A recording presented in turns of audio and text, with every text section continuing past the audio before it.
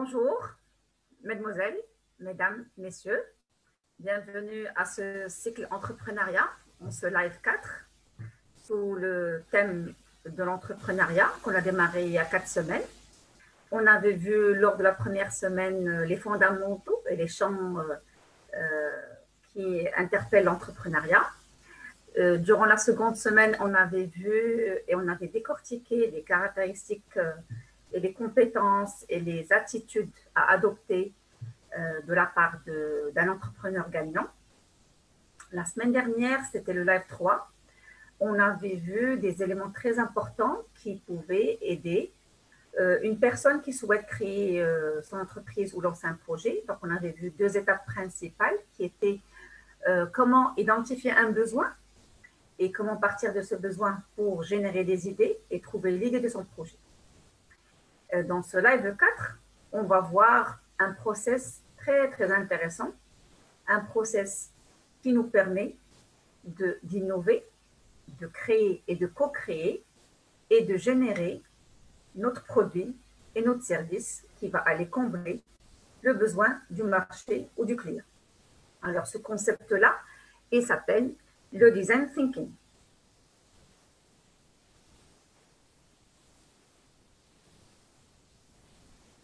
Alors, les objectifs de cette séance, on aura 5 objectifs ou peut-être 5 étapes. Alors, la première, on va parler du design. Qu'est-ce qu'il fait ici? En quoi c'est une démarche innovante. On va par la suite s'attarder sur le concept du design thinking et ses définitions. Par la suite, on va aller un peu plus en détail pour plonger dans les étapes du design thinking et dans la démarche. On donnerait aussi quelques exemples d'entreprises qui ont adopté la démarche design thinking pour pouvoir sortir des produits et des services innovants au service de leurs clients. Et on finira comme d'habitude avec une conclusion, avec des éléments à ancrer dans les esprits des auditeurs et des personnes qui sont là en train de suivre ces cours-là, que je remercie chaleureusement.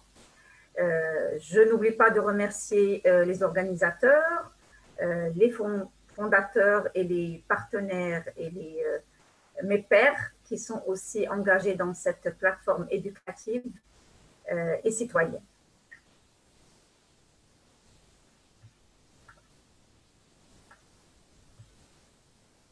Alors, la démarche d'innovation. Pourquoi est-ce qu'on parle d'innovation?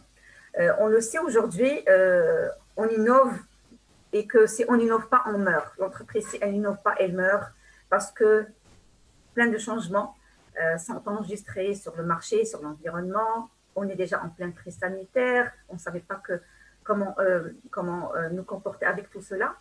Le changement, il touche la personne, il touche le produit, le service, l'environnement, les lois, les gouvernements, les pays.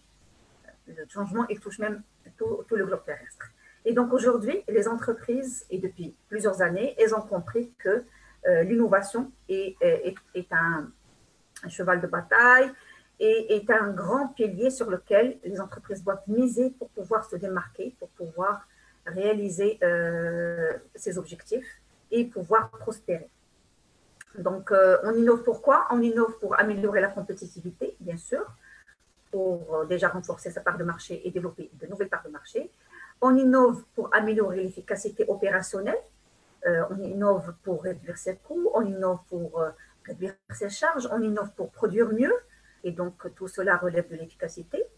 On innove aussi pour assurer une meilleure stabilité du personnel. Un personnel qui travaille dans une entreprise ou dans une organisation qui innove est un personnel qui est tout le temps motivé, qui est engagé, qui est embarqué, qui est fédéré. Et donc, il y a toujours du nouveau. Il est amené à réfléchir et à co-créer avec l'entrepreneur sur les futurs produits et services qu'ils vont mettre sur le marché.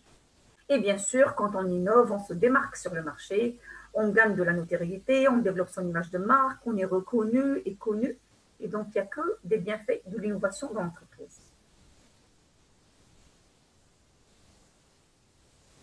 Alors, on va me dire, qu'est-ce que ça a à voir l'innovation et le design? Aujourd'hui, on va voir qu'est-ce qui les fait rejoindre. Alors, pour parler innovation, on va un peu revenir en arrière et parler du concept du design. Alors, pour le grand public, le design est un adjectif qui est beaucoup plus qualifie des objets, des meubles, un beau canapé, une belle chaise. Et donc, il est réduit beaucoup plus à l'aspect extérieur de la chose, à l'habillage, à comment on voit les choses dans leur esthétique, je dirais. Mais ça, c'est juste la partie apparente de l'iceberg. On ne voit pas qu'est-ce qui s'est passé avant d'avoir cette œuvre et ce joli article. Les designers qui font des articles comme ça, ils sont toujours, je dirais, concentrés sur l'amélioration et la fonctionnalité des looks de leurs produits. C'est un produit qui a été fait par un designer et il l'a pensé parce qu'il sait pourquoi et comment il va être utilisé. Alors, le design, au fait, c'est une méthode de conception et d'innovation. C'est une façon de penser différemment. Elle est complémentaire à d'autres pensées. Le designer, pour nous, il dessine des objets. Oui, c'est vrai, mais pas que. Il imagine de nouvelles façons de faire, de nouvelles façons de vivre. Sa méthode, elle est intuitive et empirique. Et les objets qu'on voit et les services qu'il dessine sont la traduction formelle de cette pensée qui vise à faciliter la vie de l'homme. Donc, le designer, il est toujours orienté comme comment améliorer l'utilisation du produit, du service et comment faire de sa vie, je dirais, une vie meilleure. Et donc, c'est cette approche-là qui un peu pousse vers la génération d'idées et d'aborder le monde de manière différente que la pensée créative chez les entreprises a commencé à voir le jour. Aujourd'hui, toutes les entreprises qui souhaitent innover commencent à adopter des approches de designers pour pouvoir avancer. Les grandes questions sociétales aujourd'hui, environnementales, économiques et culturelles du monde, grâce à cette approche-là, permettent pour le commun des mortels comme moi et pour nous tous de vivre de nouvelles vies, de nouvelles expériences et de mettre sur le marché de nouveaux produits avec de nouveaux usages. Steve Jobs avait dit en 2003, la plupart des gens font l'erreur de penser que le design, c'est l'apparence. Pour nous, c'était évident. Mais ce n'est pas comme ça que nous définissons le design. Le design, c'est comment ça marche. Donc, on est beaucoup plus orienté utilité, utilisation, bénéfice client, bénéfice utilisateur, expérience client. Et pas que focus sur le produit et son aspect. Le design concept est un concept, comme j'ai dit tout à l'heure, qui permet de penser autrement, penser hors sentier battu, think out of the box. Et il permet de répondre à de nouvelles attentes. On l'a dit tout à l'heure que le marché il est en mutation, les appréciations sont différentes, les attentes clients sont différentes. On a changé aujourd'hui, on consomme différemment. Aujourd'hui, on est chez nous, on est confiné. Notre comportement a changé. Et donc, les entreprises ont intérêt à innover pour pouvoir toujours aller combler les nouveaux besoins changeants des consommateurs. Et le design concept, il le permet. Donc, le design est stratégique pour repenser les modèles économiques et l'engagement sociétal et enfin de réconcilier business et sens. D'ailleurs, moi, j'ai découvert aussi ce concept-là quand je me suis intéressée au monde de l'entreprise sociale. Et quand on sait, l'entreprise sociale est une entreprise qui a beaucoup plus pour vocation de s'intéresser à un besoin ou à une thématique liée à une problématique sociale ou sociétale. Et c'est là où on a vu aussi, je dirais, l'importance de la pensée design pour pouvoir attaquer ces problèmes-là, leur trouver des solutions innovantes pour finir en comblant un besoin qui a été exprimé. Donc, le design concept et l'entreprise se sont retrouvés, puisque l'entreprise a été amenée aussi à évoluer, à changer, à innover dans ses produits, dans ses concepts. Et bien sûr, l'innovation, on le sait, il y a aussi l'innovation comme on contractualise, l'innovation sur les méthodes d'achat, l'innovation sur l'organisation, sur la livraison, sur tous les aspects de la chaîne de valeur de l'entreprise, on peut trouver l'innovation. Et donc, l'entreprise, elle est partie quelque part catcher et récupérer la pensée design pour pouvoir l'intégrer dans l'entreprise et en bénéficier, je dirais, de ces impacts-là.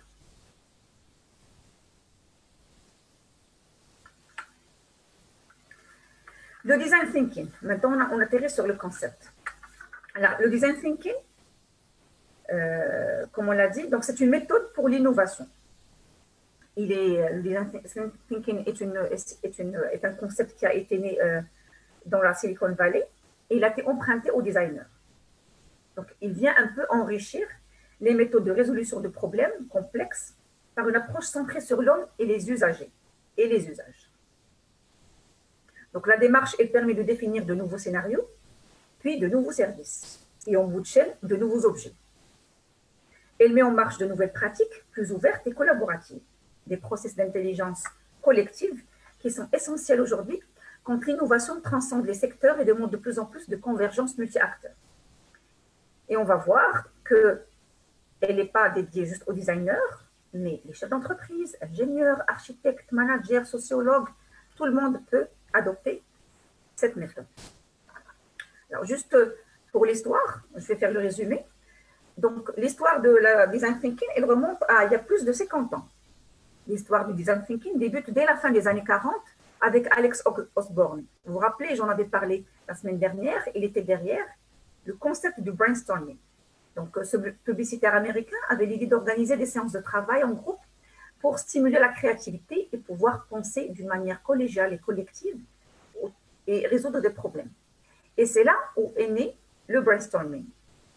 Et c'est depuis que l'entreprise, le monde de l'entreprise, s'associe un peu à ces réflexions, à ces concepts pour développer la pensée créative dans l'entreprise.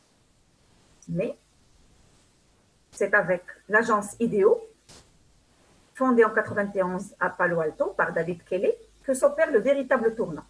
Première agence de design global, elle fait beaucoup parler d'elle en 1999, suite à un défi lancé par la chaîne de télévision américaine ABC News. Le challenge était, est-ce qu'on est capable ou pas capable de réinventer en 5 jours un caddie de supermarché? Et l'agence IDEO, en appliquant la méthode de design thinking et en mobilisant une équipe de designers, logiciens, mathématiciens, médecins et des personnes de différentes, je dirais, disciplines, IDEO a pu relever le challenge haut la main et a offert un coup de projecteur sur cette méthode d'innovation. Donc, tout ce qu'on va voir par la suite, il vient donc de l'approche du IDEO sur le design thinking comme méthode créative pour pouvoir innover et co-créer pour mettre sur le marché des produits et des services nouveaux. Et depuis lors, le nombre de programmes de design thinking n'a fait que croître à travers le monde. Et de plus en plus d'entreprises ont adopté cette méthode-là.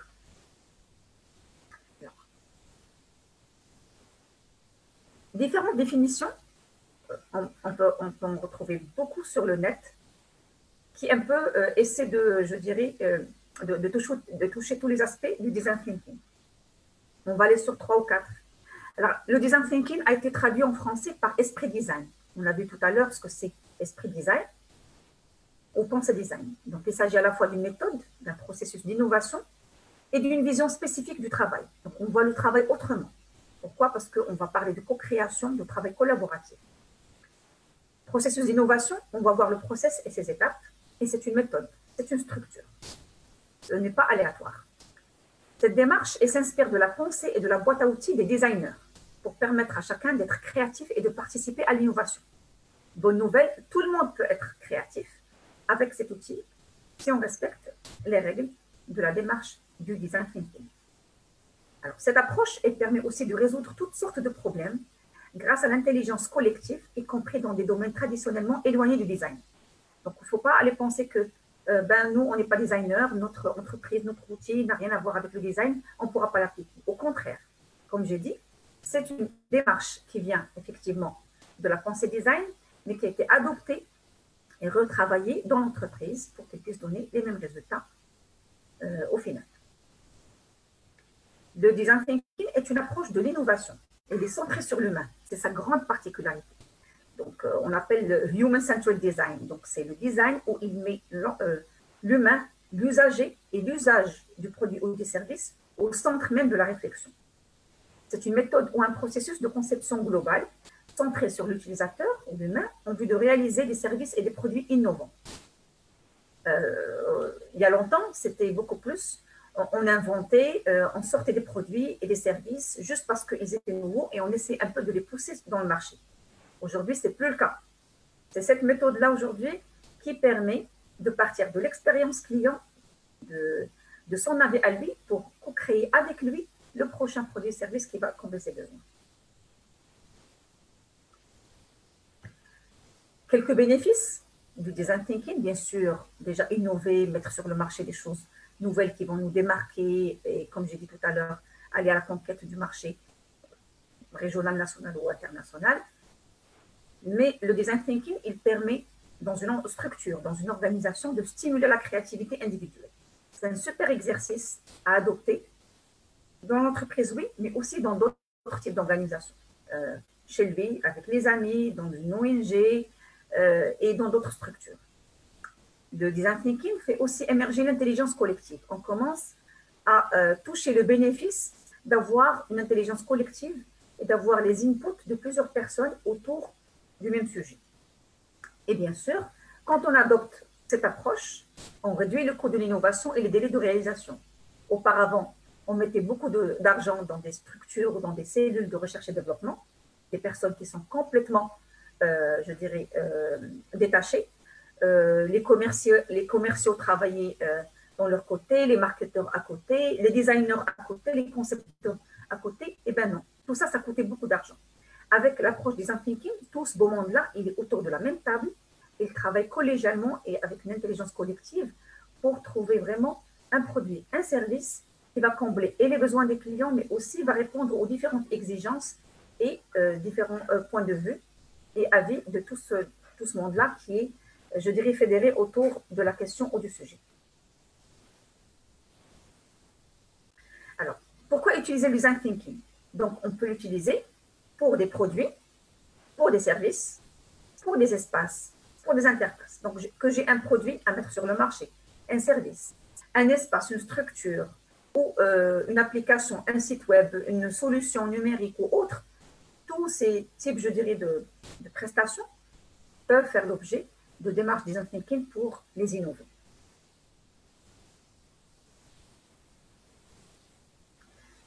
Trois principes fondamentaux je dirais, touchent de très près au design thinking. Alors, le design thinking, il permet de concilier entre des contraintes variées. On est en train de les voir. Il oriente vers des solutions qui font la juste balance entre désirabilité, viabilité et faisabilité. Alors, qu'est-ce qu'on veut dire par désirabilité? C'est ce que les personnes, les clients, le marché veut. Donc, comme c'est écrit, c'est centré sur la personne.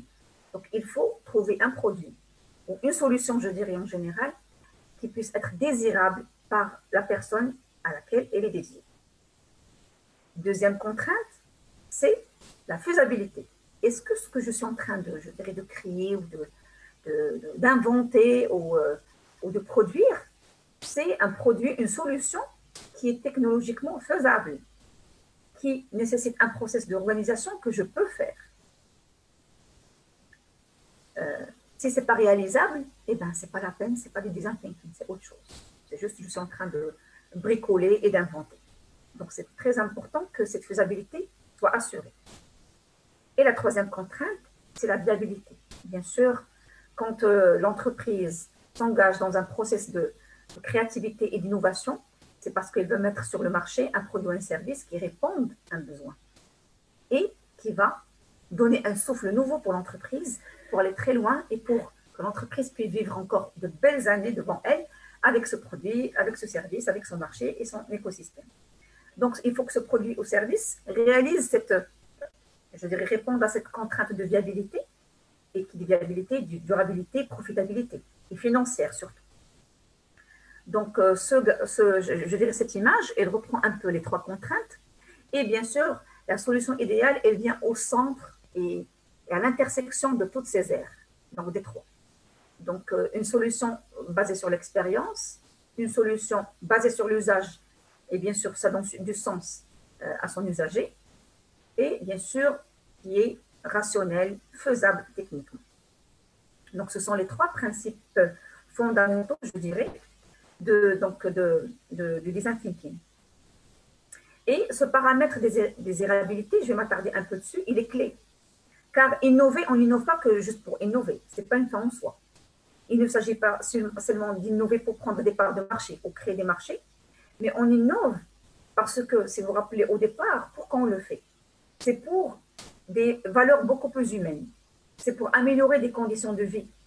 C'est pour que nos relations avec les hommes et les femmes de ce monde-là soient améliorées. C'est pour que ces personnes-là puissent trouver du bien et trouver le meilleur dans ces produits et ces services-là.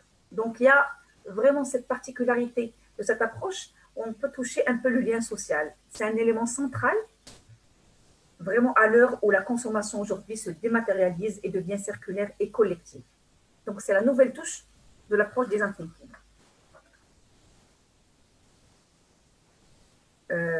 Aujourd'hui, le design thinking, il est enseigné dans les plus grandes universités américaines, telles que Stanford, Harvard, MIT.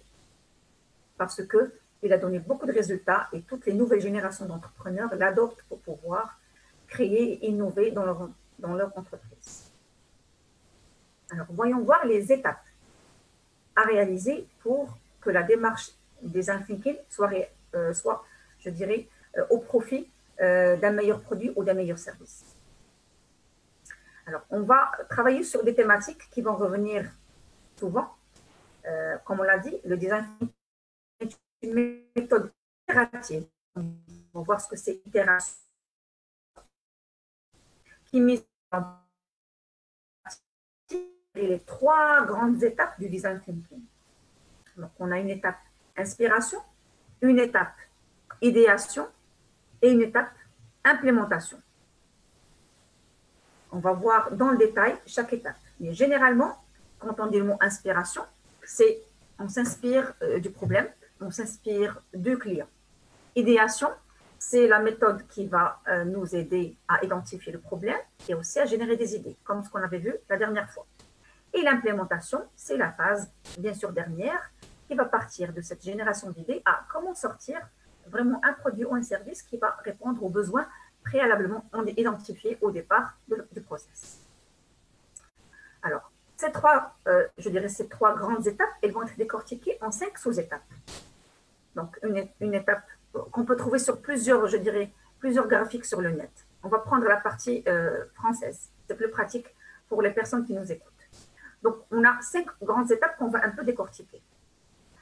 On a la partie empathie, on a la partie définition, la partie idéation, la partie prototypage ou modélisation et la partie testing. C'est ce qu'on peut retrouver aussi ici. Empathize, define, test, plutôt empathize, define, ideate, prototype and test. Donc, il y a 5 grandes étapes un peu sur lesquelles s'articule la démarche design thinking pour l'innovation. Donc, empathie, c'est découvrir l'environnement client, comprendre les problèmes avec les utilisateurs.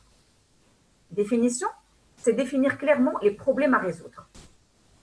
La partie idée ou ideation ou idéation, c'est la partie brainstorming où on recense des solutions potentielles qui viendront répondre à la problématique.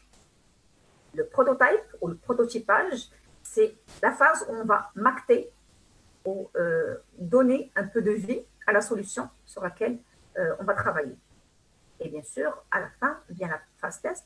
C'est là où on teste et on remonte les problèmes pour amélioration et on recueille un peu le feedback client sur la partie testing. On va aller à la première partie, qui est empathize ou empathie. Donc la partie empathie, comme son nom l'indique, c'est vraiment, c'est pour ça que j'ai dit cette démarche de design thinking, elle est centrée sur l'humain. Et quand on parle empathie, on parle de l'humain, on parle du lien social, on parle de savoir que pense l'autre. Donc on va parler empathie, observation, engagement, immersion. L'empathie, comme l'a dit un grand professeur de Stanford University, alors, l'empathie, c'est pour, in order to get to new solutions, you have to get to know different people, different scenarios and different spaces. Donc, l'empathie, c'est très, très important pour pouvoir ramener des solutions. Parce qu'on ne va pas venir faire parachuter, comme je dis, des solutions. Il faut aller vraiment à la rencontre de cette personne-là qui émet un besoin. Et c'est très important de la connaître, de vraiment poser les bonnes questions. Vous vous rappelez, la dernière fois, on avait parlé de la partie identification de besoins, beaucoup d'outils pour poser les bonnes questions, pour vraiment toucher de très près la problématique. Alors, je partage avec vous la carte de l'empathie. C'est un outil que j'ai trouvé très sympathique. Juste pour résumer quelques questions qu'on va se poser avant d'aller vers ce client pour vraiment comprendre le besoin. C'est: que voit-il? Qu'entend-il? Que craint-il? Qu'espère-t-il? Que pense-t-il et que ressent-il? Donc, déjà, c'est quoi le problème? Qu'est-ce qu'il voit? Il faut qu'on maîtrise un peu l'environnement. Qu'est-ce qu'il entend? Croyances, valeurs, idées reçues. Que pense-t-il de ce produit, de ce service? Qu'est-ce qui est important pour lui? Qu'est-ce qui le préoccupe? Quelles sont ses inquiétudes? Quelles sont ses aspirations? Quelles sont ses peurs? Quels sont ses freins, ses frustrations, ses obstacles? Quelle est son attitude face à ce problème? Comment il se comporte? Quelle est l'apparence qu'il donne? Et bien sûr, si les choses allaient changer, qu'est-ce qu'il espère comme gain? Quel est son besoin? Ses désirs? Ses critères de réussite? Donc tout ça, ce sont les questions que va se poser, je dirais, un porteur d'idées dans la partie empathie. Alors j'aime bien l'image de fall in love, mais c'est vrai que pour démarrer une démarche design thinking, il faut presque tomber amoureux de son potentiel client, de son prospect, parce qu'ils font penser à sa place, qui est-il, et regarder le monde à travers ses yeux. Donc si on le maîtrise, si on maîtrise je dirais, son algorithme, sa configuration, comment il pense, on pourra franchement lui proposer des solutions qui vont vraiment répondre à ses besoins. Alors, quelques méthodes d'inspiration, qu'est-ce qu'on peut faire? Ce sont des méthodes d'études en général. Donc, on va faire des études préalables, déjà recenser qui est-il, quelle catégorie socio-professionnelle, où est-ce qu'il vit, avoir peut-être des statistiques sur la personne, sur son profil type, faire des sorties terrain, et ça c'est vraiment particulier dans le design thinking, faire une immersion. Je me rappelle que quand j'ai fait la formation en design thinking, moi-même je suis sortie à l'extérieur, on va dire dans la rue, avec mes collègues, pour aller vivre pour un petit bout de temps la problématique avec une population cible. Donc, il faut sortir dans le terrain, aller passer plusieurs journées, vivre avec ces personnes-là, manger avec elles, discuter avec elles, voir le mode de vie, voir comment ils pensent, l'environnement, comme j'ai dit, ses inquiétudes, ses obstacles, ses comportements. Donc, c'est très important d'être en immersion. On peut se faire aider aussi par des interviews, donc lui poser beaucoup de questions avec des questions qui vont être établies au préalable. Si c'est des groupes, on peut faire des focus groupes pour vraiment faire rejaillir cette intelligence collective, pour vraiment identifier le besoin. Et des fois, dans la formulation du besoin, on a déjà des pièces de la solution. On peut aussi, si la problématique l'exige, passer à des entretiens avec des experts sur la question pour nous donner aussi un autre point de vue. Donc, ce sont quelques méthodes qu'on peut utiliser. C'est comme quand on veut faire une étude de marché, une étude de prospection. On part étudier, donc on développe notre petit questionnaire, qu'on teste, qu'on affine, on pose les questions qu'il faut et on dépouille et on analyse. Mais ici, le plus, c'est qu'on part en immersion vraiment avec le potentiel client. Donc, c'est un peu plus d'engagement terrain avec la personne vers laquelle on veut, je dirais, orienter le produit ou le service. Alors, bien sûr, quand on fait cette partie immersion, qu'est-ce qu'on génère? On génère le vrai problème. Vous l'avez dit la dernière fois, c'est quoi le problème? C'est en posant les questions. Vous rappelez peut-être la méthode des 5 why, pourquoi, au cinquième pourquoi, on sait vraiment c'est quoi le problème. Donc le where, le when, le how, what, who, why, c'est aussi une méthode pour poser les questions. La dernière fois, on avait aussi, vous vous rappelez, on avait tracé l'arbre problème et on avait décliné un certain nombre d'outils pour pouvoir vraiment mettre le doigt sur la question. Et ici, Steve Jobs avait rajouté que si on définit correctement le problème, nous avons quelque part une partie de la solution. Alors, la seconde phase, c'est la phase de comprendre le challenge. Ce qu'on appelle en anglais, c'est le define. C'est vraiment mettre le doigt sur le vrai problème. Parce que des fois, on peut attaquer le problème juste de la partie superficielle. On n'a pas attaqué le vrai problème, encore moins les causes. Donc, il faut un peu gratter sur la partie superficielle qui est les conséquences, qui est le phénomène, je dirais, observé, pour vraiment s'attaquer au problème et aller dans les causes du problème. Et là, on a plusieurs outils. Donc, c'est ce qu'on appelle le design, Frame Your Design Challenge. Donc, le challenge lui-même, qui est la problématique, il faut essayer de le designer et de réfléchir vraiment pourquoi, à votre avis, pourquoi est-ce que c'est le problème et pourquoi est-ce que vous n'êtes pas satisfait de ce produit, de ce service-là, pourquoi est-ce que le chemin, il est comme ça, pourquoi est-ce que le trajet, il est comme ça. C'est vrai que ça prend beaucoup de temps et c'est vrai que ça prend du temps, mais c'est en se posant les bonnes questions qu'on peut ramener les bonnes solutions. On part à la partie ideation, qui est donc la partie idéation. Et c'est là où on avait décortiqué la dernière fois, où on peut faire plusieurs je dirais, réunions et plusieurs, je dirais, méthodes pour pouvoir générer des idées. Je vais en citer juste quelques-uns, si vous vous rappelez. Donc, on avait le brainstorming, on avait tout ce qui est storyboard, les jeux de rôle, business model Canva, prototyping, le High Tree. Donc, on a plusieurs outils sur ces éléments-là. Donc, c'est un process qui consiste à générer un large éventail d'idées sur un sujet donné sans tenter de les juger ou de les évaluer. Il respecte les mêmes règles du brainstorming. Donc, toutes les idées sont bonnes. On n'est pas là pour juger. Par la suite, on pourra faire un scoring et sélectionner, mais pour l'instant, il faut générer le maximum d'idées. Et on avait innové, vous vous rappelez, plusieurs outils et méthodes pour qu'on puisse démarrer d'un sujet pour aller avoir un mind map de plusieurs solutions qui peuvent venir répondre à cette problématique-là. Oui, être fou dans la génération d'idées, parce qu'aujourd'hui, les idées qu'on voit qui sont concrétisées, ben, elles étaient folles au départ, on les avait jugées, on avait dit que c'était impossible, que c'était de la science-fiction. Ben, aujourd'hui, on est à l'ère de la science-fiction, il y a beaucoup de choses qui se réalisent avec l'intelligence, je dirais, artificielle, avec la big data. Et ben, il faut laisser libre cours à sa créativité, à son enfant, à son esprit enfant pour pouvoir générer le maximum d'idées. Très bien. Troisième phase, ou plutôt quatrième phase, c'est la partie prototyping. Alors, cette phase, elle est très importante. Elle est très, très importante parce que c'est ce qui nous permet de nous rapprocher un peu du résultat. C'est ce qu'on répète tout le temps. C'est bien de générer des idées, mais maintenant, si ces idées-là, je ne peux pas les voir, les toucher de près, à quoi bon?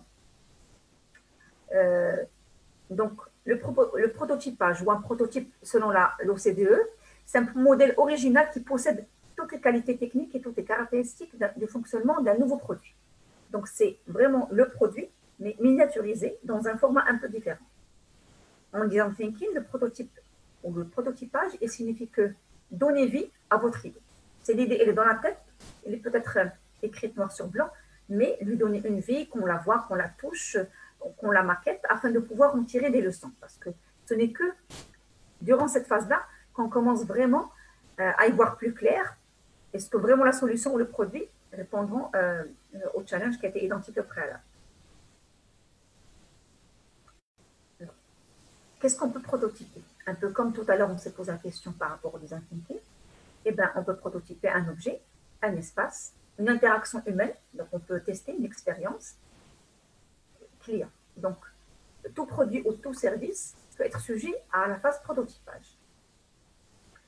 Tim Brown avait dit, plus vite nous rendons nos idées tangibles, plus vite nous serons en mesure de les évaluer, les affiner et de tomber sur la meilleure solution. Et ça, c'est vrai. Je dirais les écoles d'entrepreneuriat d'aujourd'hui, ils poussent beaucoup les porteurs de projets à aller le plus vite possible sur le terrain. Parce que plus vite nous challengeons le produit sur le terrain, plus vite on peut échouer, plus vite on peut tirer des leçons. Donc, il ne faut pas retarder ou procrastiner ce moment. Au contraire, il faut avoir ce courage-là pour rendre vraiment les idées tangibles. Et plus vite on pourra les évaluer et en tirer les leçons, les affiner et jusqu'à aller sur la meilleure solution. Il rajoute aussi qu'ils nous ralentissent pour nous accélérer.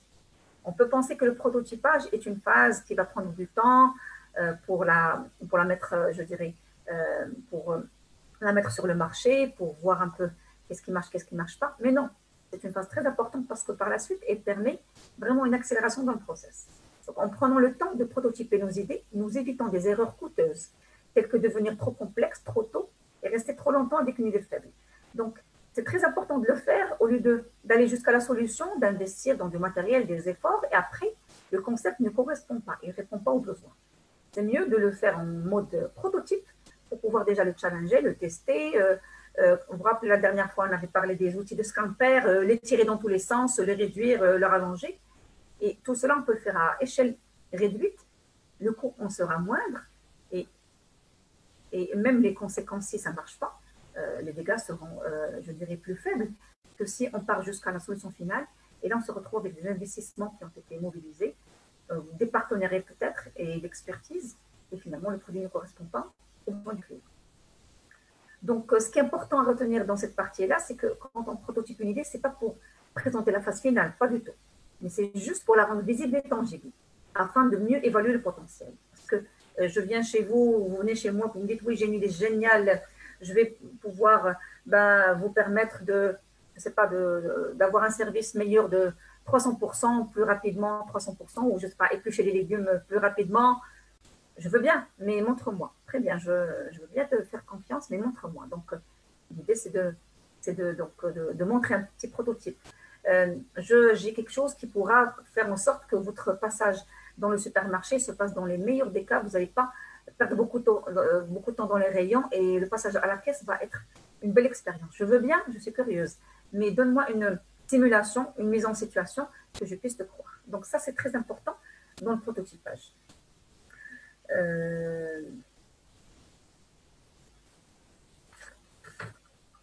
Alors, pourquoi prototyper?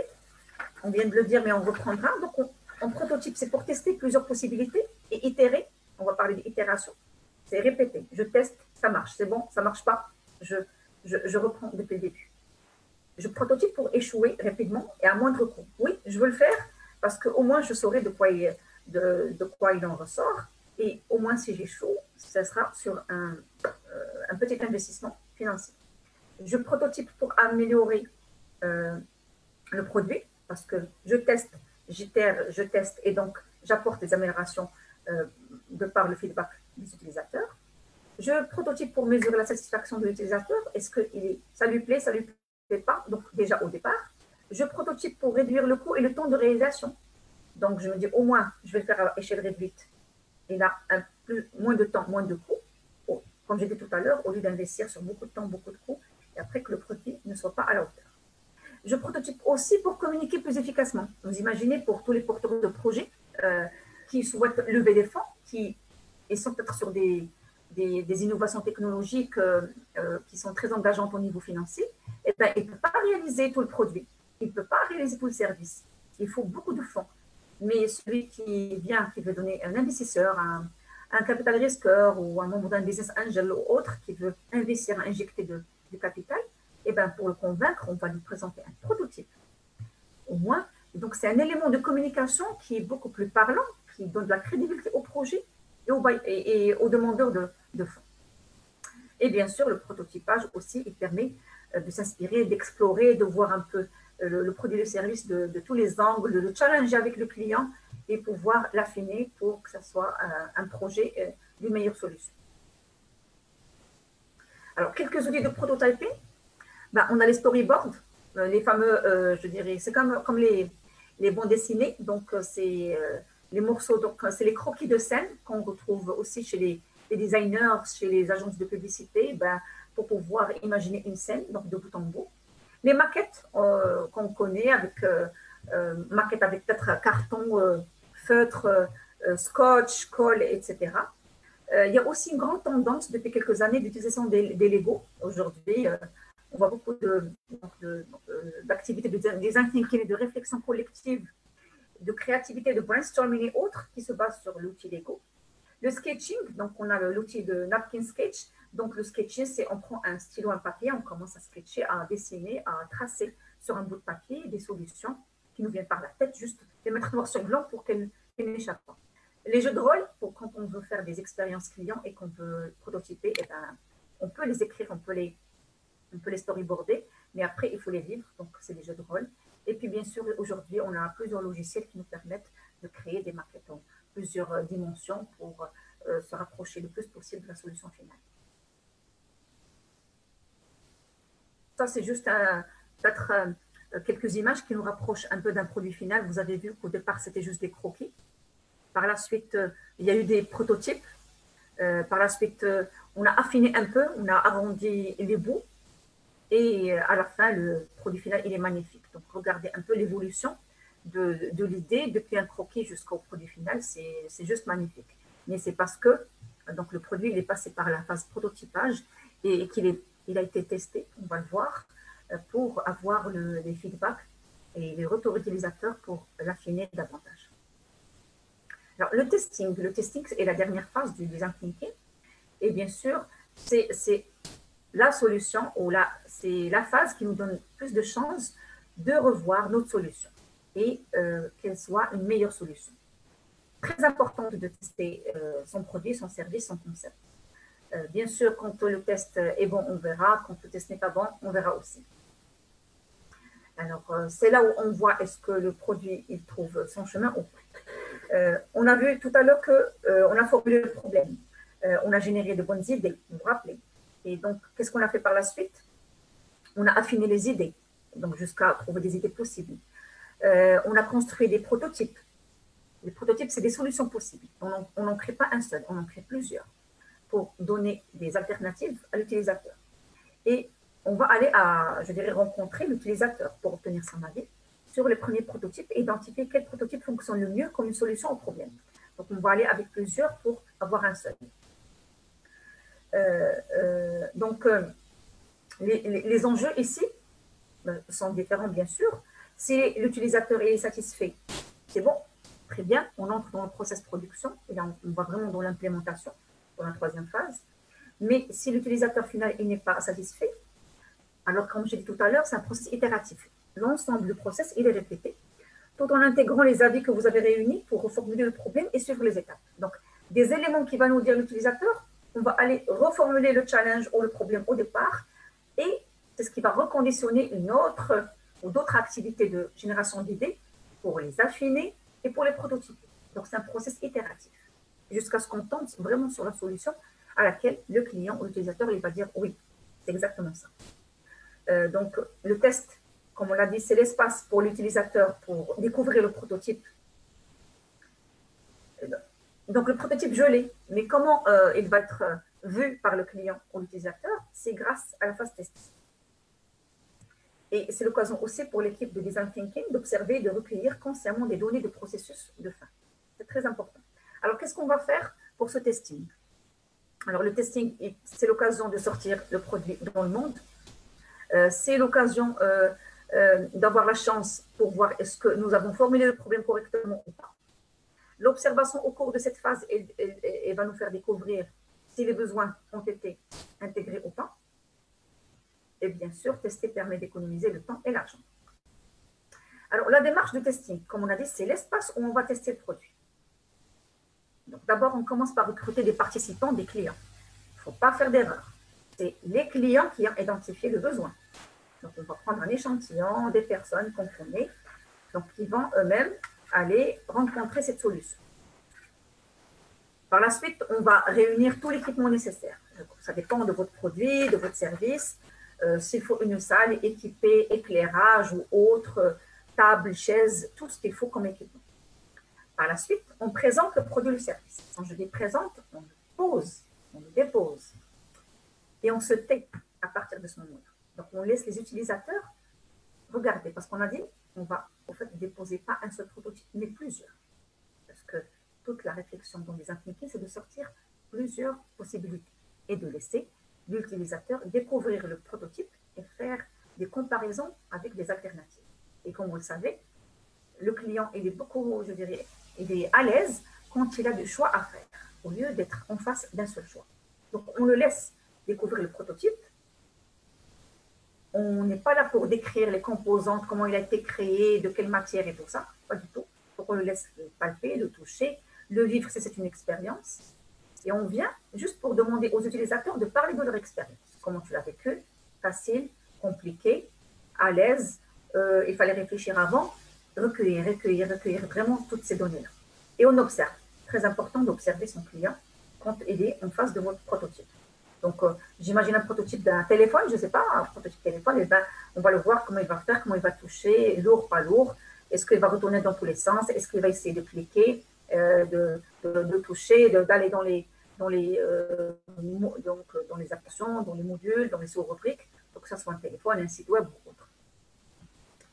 Et puis, à la fin de l'expérience, on peut poser des questions. Donc, du style, peut-être comment vous avez trouvé, vous avez touché le téléphone de cette manière-là, vous avez essayé de le peser avec votre main, qu'est-ce que ça veut dire pour vous. Donc, on revient sur des phénomènes qu'on a observés, juste pour les affiner, pour dire pourquoi est-ce que vous avez fait comme ça, et là, ils vont vous dire, là, pour moi, c'est important que le produit soit léger, c'est important pour moi de retrouver l'information au deuxième clic, c'est important pour moi que je puisse mettre dans ma poche. Donc, ce sont ces éléments-là qui vont venir vraiment nous aider à affiner l'idée. Et bien sûr, ne pas oublier qu'à la fin du test, on doit vraiment documenter tous ces apprentissages-là. Ces apprentissages qui vont venir pour finir dans un document pour nous conforter, peut-être sur notre solution, ou bien pour nous dire que tout ce qu'on a récupéré de chez le client, le produit, on n'y est pas encore, il y a encore du chemin à faire. Et là, on va reprendre depuis le début, parce que là, c'est vrai, on a d'autres besoins qui ont été émergés, et le testing est très important parce qu'il fait émerger de nouveaux insights, et là, on reprend tout le process. Donc, on a des éléments, on reprend la partie idéation, prototypage, etc., jusqu'à voir vraiment le produit, la solution qui conviendrait à ce client. Alors, bien sûr, le feedback, il faut faire preuve d'ouverture quand on met un produit sur le marché. Il ne faut pas la jouer avec son ego. Au contraire, si on pose un produit, ce n'est pas pour moi, ce n'est pas pour faire plaisir, mais c'est faire plaisir et combler un besoin d'un client.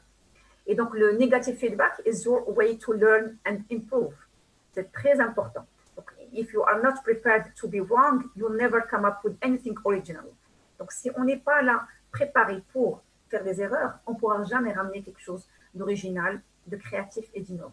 Donc, il faut être ouvert d'esprit et accepter les remarques, les critiques ou les demandes d'amélioration ou les pistes d'amélioration. Il faut être vraiment très ouvert parce que ce sont ces éléments-là qui vont pouvoir être intégrés dans le process quand on va le reprendre dans une manière itérative. Alors, what's next? Très bien, on a testé le projet, qu'est-ce qu'on fait? Alors, les tests valideront que quelque chose fonctionne bien ou mettra en évidence des problèmes qui doivent être corrigés. Donc ça, on parle de la phase finale du process. Quoi qu'il en soit, les informations que vous collectez à partir des tests utilisateurs éclaireront vos prochaines étapes. Comme je dis, soit c'est pour dire go, on va aller produire en masse et on passe à l'échelle vraiment, je dirais, à taille humaine, ou bien les informations qu'on a collectées nous montrent qu'il y a encore des choses à corriger.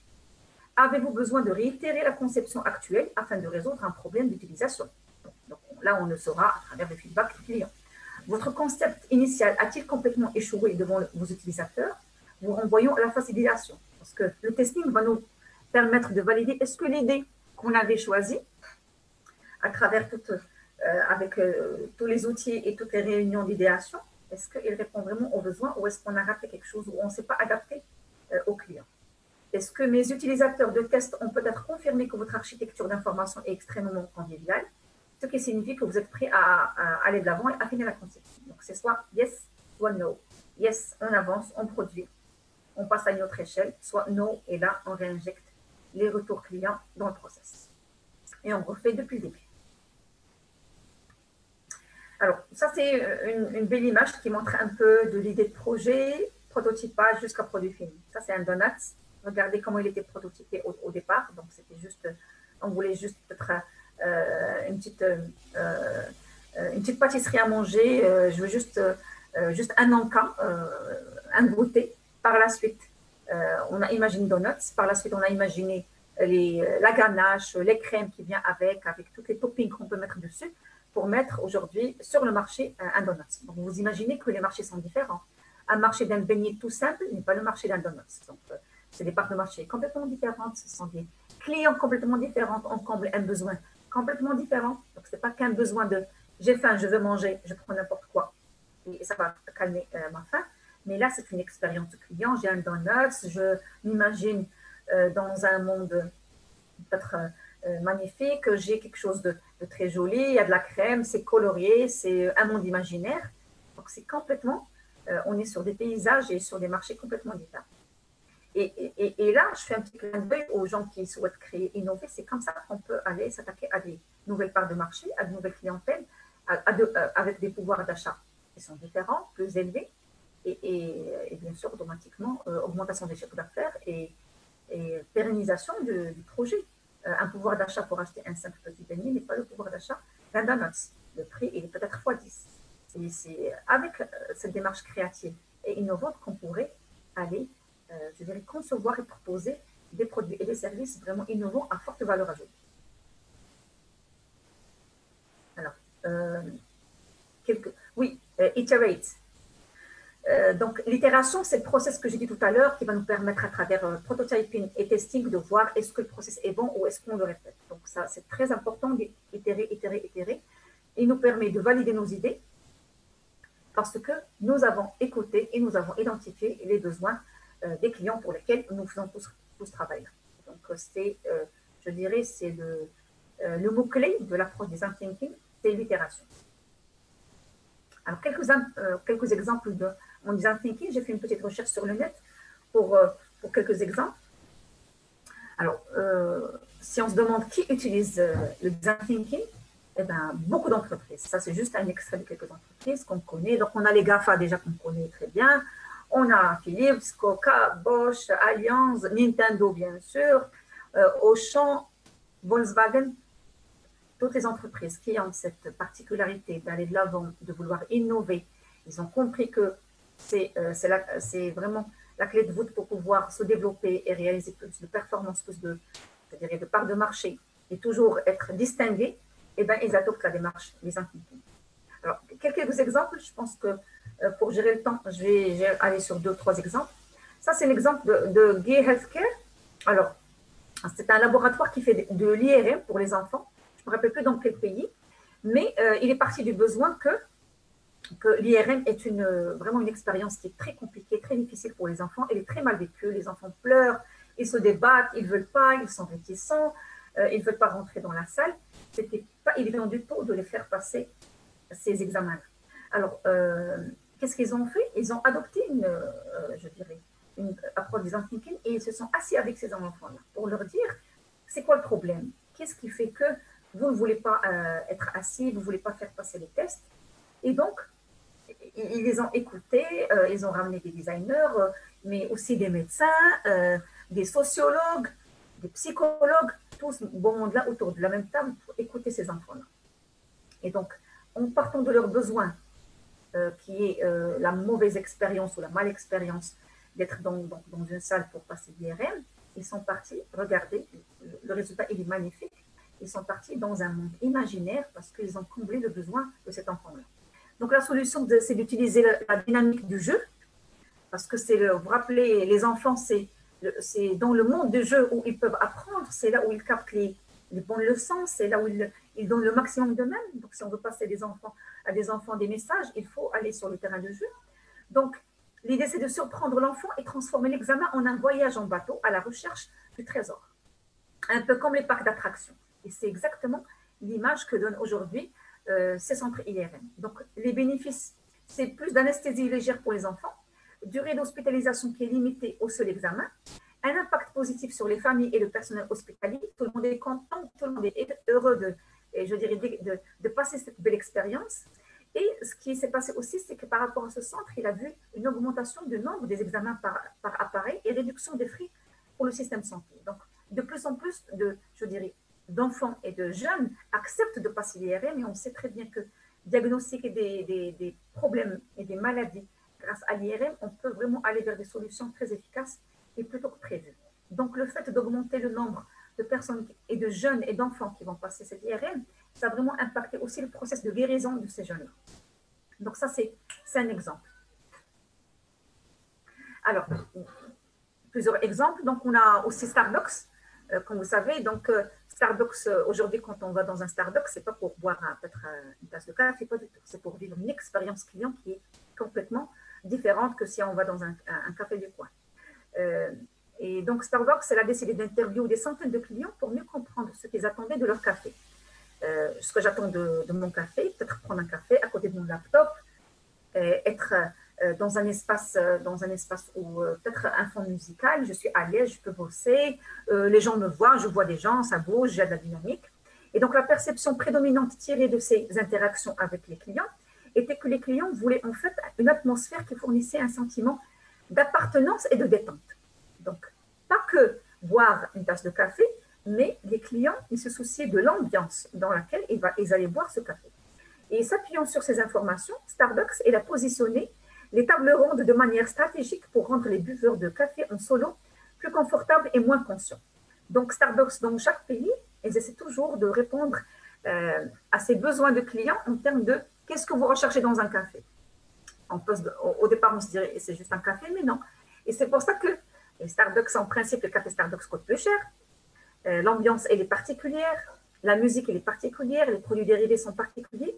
C'est parce que quand on rentre dans un Starbucks, c'est pour vivre une expérience. Et on le vit tous. Et en sortant, on est un peu fier et on peut avoir cette petite tête qui dit oui, oui, je viens de prendre un café au Starbucks. J'ai vu mes amis au Starbucks.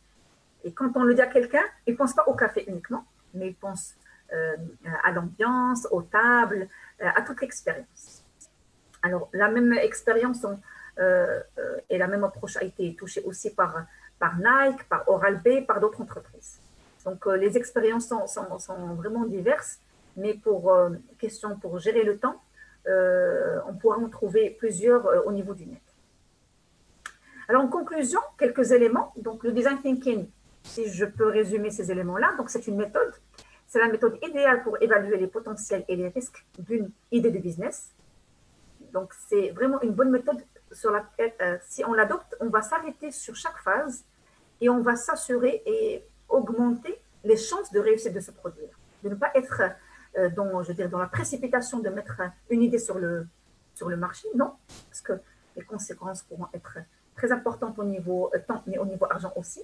Donc, c'est une méthode qui évalue le potentiel et les risques d'une idée de business et elle est centrée sur l'utilisateur. Et aujourd'hui, on parle plus de produits-services, mais on parle beaucoup d'expérience client. Donc, elle part de l'utilisateur, de ses besoins, de ses préoccupations et de comment il voit la chose et comment il vit l'expérience. Donc, il s'agit de comprendre les besoins et les motivations d'abord. Donc, on a vu dans la partie empathizing, dans la partie empathie. C'est un process et une méthode collaborative et nécessite des conversations, des critiques, un travail d'équipe. Et on l'avait dit, et qu'on avait intérêt pour la réussir de faire recours à une intelligence collective, qu'on soit nombreux autour de la table.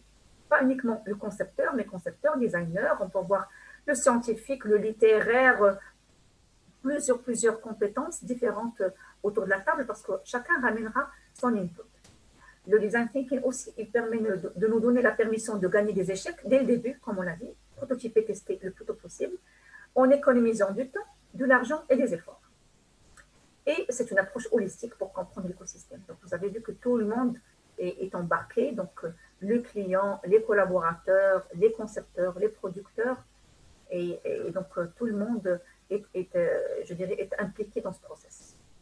Donc, pour résumer, c'est une méthodologie, c'est un processus qui nous permet de résoudre les problèmes, et là, j'ouvre la parenthèse, pour tout type de problème, entrepreneurial ou non, on peut adopter cette approche de design thinking à condition de respecter le process. C'est une attitude. Aujourd'hui, j'ai retrouvé dans des lectures des personnes dont le titre est design thinker. Donc, ça veut dire que c'est peut-être un nouveau métier. Mais c'est très important aussi d'adopter cette démarche si on est orienté solution. C'est une invitation à l'imagination, à la créativité. Donc, on a vu que tout le monde, finalement, peut créer, peut imaginer des solutions nouvelles pour les produits et les services. Et c'est un outil magnifique pour l'entrepreneur pour engager son équipe autour de lui. Pour qu'à la fin, on ne dise pas, eh ben, le produit ou le service, il vient juste de la réflexion unique de l'entrepreneur. Et donc, nous, on n'est pas impliqué. Et ça veut dire qu'à la limite, on ne va pas être engagé, impliqué, embarqué. On va le laisser faire cavaler seul. Non. Quand on engage, on fait derrière l'équipe autour de la problématique et que finalement, le produit ou le service, il est le fruit d'une collaboration de tout le monde, et ben, on est sûr qu'ils vont donner leur maximum pour que ce produit-là puisse réussir et rencontrer vraiment du succès au niveau du marché. La même chose quand les bénéficiaires ils sont engagés au départ dans la réflexion du produit du service, ils se sentent intéressants, ils se sentent, ils ont un rôle co-créatif. Ben, finalement, le produit, quand il va arriver sur le marché, ils vont se dire, ben oui, c'est à partir de mes besoins, de préoccupation que ce produit il voit le jour. Et donc, je l'adopte, je le prends parce qu'il correspond exactement à ce que je voulais. Des mots d'ordre à la fin, donc iterate, iterate, iterate. Donc, l'itération est très importante dans ce processus-là. Et pour pouvoir innover, pour pouvoir créer quelque chose de nouveau, il ne faut pas en faire une affaire personnelle et de dire ça y est, j'ai fait un petit produit, il est nouveau, il va forcément correspondre au client, je vais lui faire une bonne campagne de communication, une approche marketing et je vais le pousser dans le marché. Non, ça ne marche pas comme ça aujourd'hui.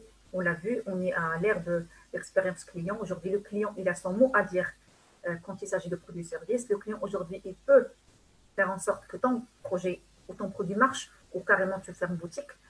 On donne beaucoup la parole aujourd'hui aux clients, les réseaux sociaux aussi, toute la, je dirais, la révolution numérique.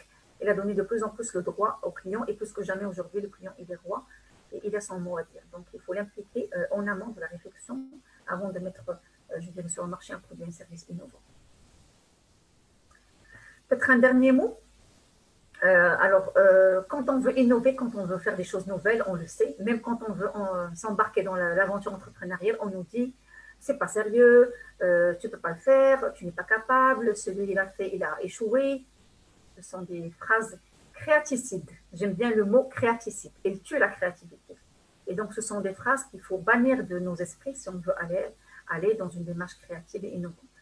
Alors, mon message aux entrepreneurs et aux innovateurs, c'est de laisser aller votre créativité afin de construire la société de demain. Donc, c'est grâce à vous, grâce à vos idées, grâce à votre imagination que nous pourrons, Inch'Allah, peut-être vivre dans un monde meilleur parce que ce sera un monde avec des solutions innovantes, des choses nouvelles et qui vont vraiment répondre à nos besoins en tant que citoyens sur cette terre. Donc, imagination, inspiration, intuition, intelligence, individualisme et bien sûr innovation qui sauront nous rendre service. Ce sont vraiment les termes et les approches et les méthodes et les concepts qui devront vraiment être au cœur de la création d'entreprises aujourd'hui pour qu'elles puissent vraiment rendre service à l'humain et à l'humanité en général. Tous ces éléments-là que j'ai partagés aujourd'hui, je les ai retrouvés bien sûr sur beaucoup de sources d'informations, mais j'étais inspirée beaucoup plus par l'école, je dirais l'école dans laquelle j'ai étudié l'approche design thinking, qui est l'école de IDEO, comme on avait dit tout à l'heure, l'agence de design. Et donc, si vous souhaitez avoir plus de détails sur l'approche et aller encore peut-être approfondir vos recherches, je vous encourage vivement à aller sur le net et à chercher le design kit de Human Centered Design. Et donc, le bouquin s'appelle The Field Guide to Human Centered Design by IDEO.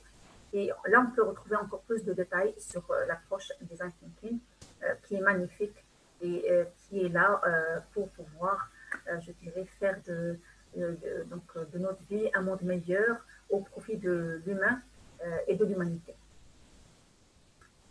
J'arrive à la fin de cet atelier.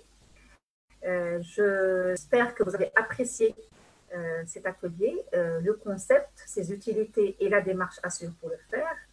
J'espère que vous allez avoir l'occasion de l'appliquer très bientôt parce que, comme j'ai dit, il peut être utilisé dans toutes les sphères de la vie, personnelle, professionnelle, sociale, et j'en passe. Je saisis l'occasion pour vous souhaiter Eid Mubarak Saïd. Inch'Allah, j'espère que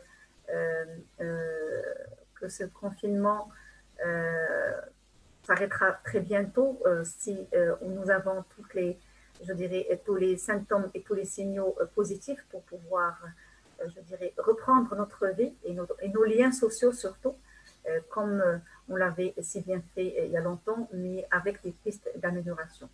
Je vous souhaite encore une fois une bonne journée. Je remercie les organisateurs de Qariya Dar pour cette belle occasion qu'ils m'offrent pour partager ces concepts-là. Et je souhaite une bonne continuation et une bonne inspiration pour les porteurs de projets et d'idées qui souhaitent entreprendre leur vie ou créer des projets et de la nouvelle richesse dans notre pays. À très bientôt pour un prochain live et je vous donne rendez-vous samedi prochain à 15h pour continuer encore sur l'aventure entrepreneuriale. À bientôt.